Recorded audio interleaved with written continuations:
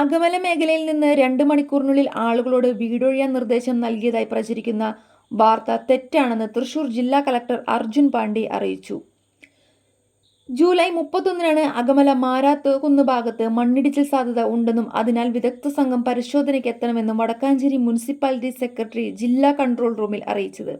തുടർന്ന് മുൻകരുതൽ നടപടിയുടെ ഭാഗമായി മണ്ണിടിച്ചിൽ സാധ്യതാ പ്രദേശത്തു നിന്ന് ആളുകളെ മാറ്റണമെന്ന തരത്തിൽ നിർദ്ദേശം നൽകിയിരുന്നു.